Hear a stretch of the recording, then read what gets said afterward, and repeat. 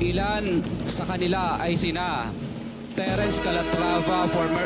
Undersecretary of Office of the Presidential Assistant of the Visayas of the Philippines, Kong Roman Romulo of Pasig City, Kong Jojo Ang of Usmag Ilonggo Party List, Kong Juan Carlos Arjo Aitayde of Quezon City,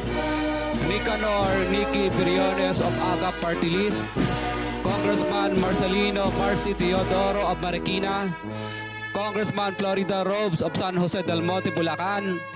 Congressman Leandro Jesus Madroño of Romblon, Congressman Benjamin Benji Agarao Jr., Kong Leo de Ode Tariela of Occidental Mindoro, Congressman Reynan Arrogancia of Quezon Province, Kong Marvin Rillo of Quezon City, Kong Antonieta Yudela of Zamboanga, Sibugay, Kong Dean Asisio of Caloocan, Director Ramon Ariola III of Unified Management UPMO,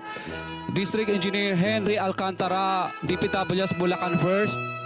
Banggit ang delivery ng pera ay para sa kaisaldi ko na dapat at least 25%. Si Kong Marvin Rillo naman ay ilang beses na binabanggit ang pangalan ni Speaker Martin Romualdez bilang kanyang malapit na kaibigan. 25.